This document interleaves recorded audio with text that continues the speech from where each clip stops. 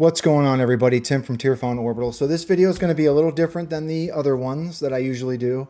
This is actually for a personal install for me.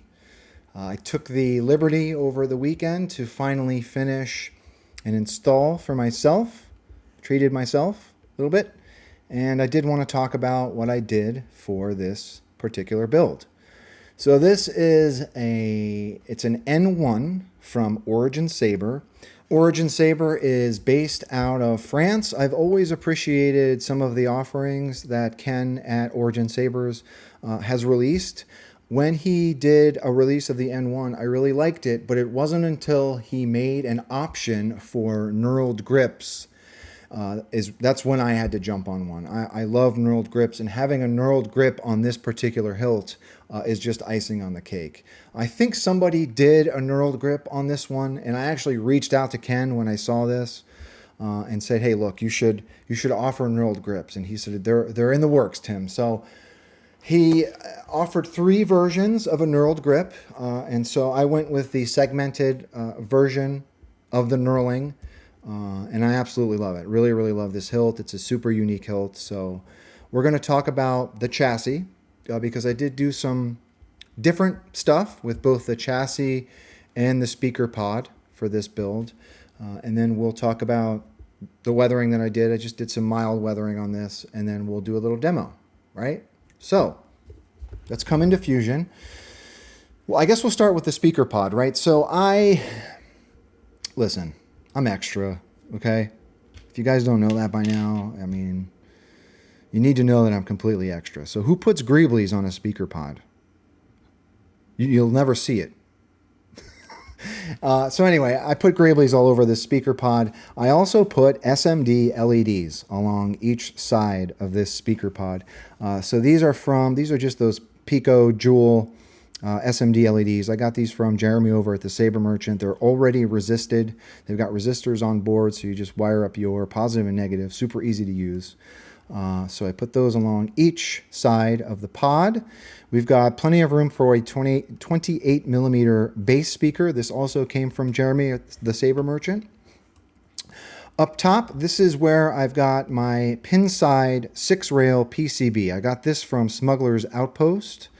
And around the perimeter of this Speakerpod, I just did Tearfon Orbital components in R-Besh. Okay, here is the chassis I did for this build. Pay no mind to the colored greeblies on this. I did this actually in Shaper just to test out some materials. And that's why you see these are all different colors, right? So typical overboard greebly work on both sides of the chassis, of course. This is where my Proffie board sits. Proffie board sits in that tray. Battery tray is here. And around the bottom, this is where the 6-rail PCB sits. This is where I make a connection to that speaker pod in the pommel, okay? This is a stationary chassis.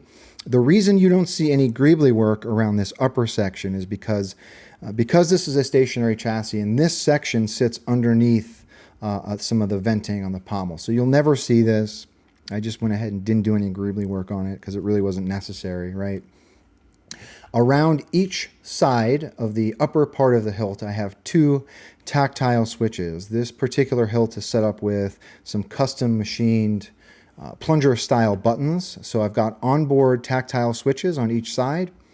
This channel, I put a 2020 NeoPixel strip on one side, and this allows for shine through in the upper venting of this particular hilt. And we finish it off with a lit PCB emitter. This is from Carl over at CCsabers, right? Nice and simple. So let's talk about the hilt. Here she is. Beautiful hilt. I love this thing. So this is modeled, not modeled, but I think the reason Ken called it the N1 is because it does look like the engine section from a Naboo starfighter. That's why this is that cone section at the bottom here, right? So I did weather this myself. Whoops, sorry. I did weather this myself. I just really, really love the machining on this hilt. Like this venting around the pommel and the emitter. Really, really beautiful stuff, okay? So I did a pass with aluminum black. I left the aluminum black on the knurled grip and sealed it with some matte spray. I love the look of a dull gray or black knurled grip. I think it gives it some great contrast on this particular hilt, so I left that as is, but just sealed it. Making our way up top, I did put some, so now I've seen this external copper wire work from some of Ken's builds of this particular hilt, and some other installers have done this as well, and I really, really like the look of that. So I added my own brass rods to the external, right?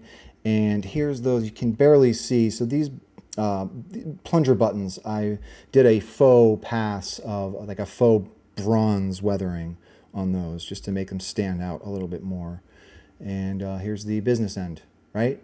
So let's take a look at this speaker pod and chassis. I actually already have the speaker pod out.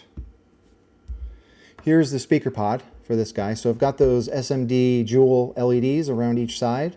Okay, speaker sits at the bottom.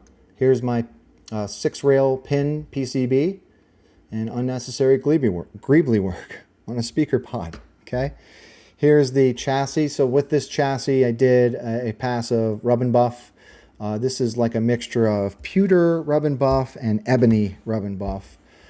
Gives it that really, really dull gunmetal finish on the chassis, right? So I did forget to mention, I put the kill switch really, really low on this chassis, and I'll show you why. I did that so when I put my grip in, I can turn the hilt on and off or hit the kill switch easier by just unscrewing the pommel and hitting my kill switch, right? So let's do a demo.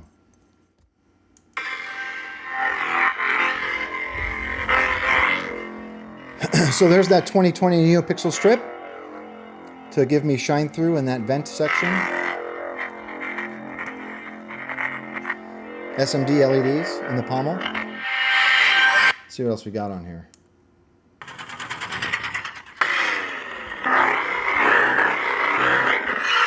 So another thing I forgot to mention, I actually did do some mild body modification to this pommel section. I felt as though the venting for the speaker was not adequate enough, so I actually opened up the holes at the bottom of this pommel, and I feel as though it just makes it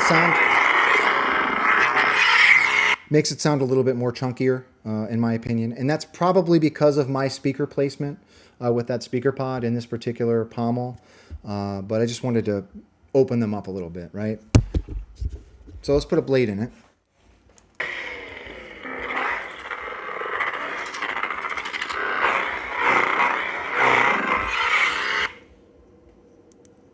Inquisitorius. The negotiation. I'm Cal Kestis. Still on fire.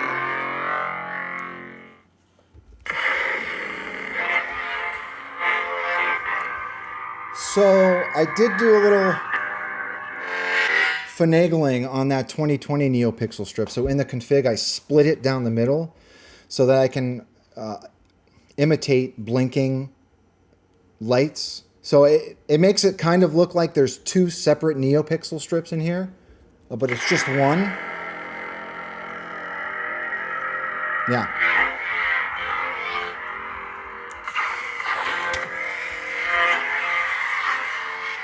So that's it. Just a nice, quick rundown on a personal hilt.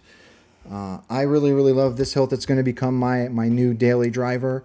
I'll probably retire the old Canon XY mining colony hilt you see behind me. That's been my daily driver for a while now. So really, really love the feeling of this hilt. It sounds great.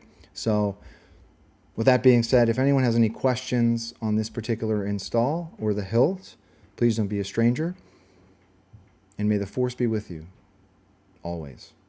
Thanks for watching, everybody.